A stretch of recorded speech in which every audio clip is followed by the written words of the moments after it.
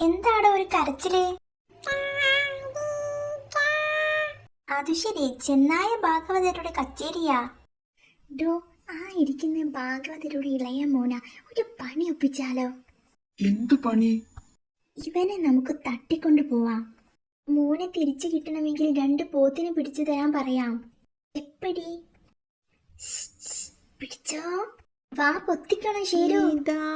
എന്റെ അമ്മേ, ഇവന്റെ ഒരു കടി. മിണ്ടാതിരി, പൊത്തടോ വായ. ഇനി മിണ്ടി പോകരുത്. ഹാവൂ, ആരാ സൂത്ര ഓടി വരുന്നത്? അമ്മോ, ഭാഗവതര്. അത് ഭാഗവതരല്ലടോ, ഇവന്റെ മൂത്ത ചേട്ടനാ. ആള് പെശക. ഓടിക്ക് ചേരൂ, മൂപ്പര് കാണണ്ട. നില്ലടാ അവിടെ. നിന്നോ, രക്ഷയില്ല. സോറി മോനെ. എന്റെ അനിയൻ എന്തിനാ തട്ടിക്കൊണ്ടുപോയത്? Very very sorry.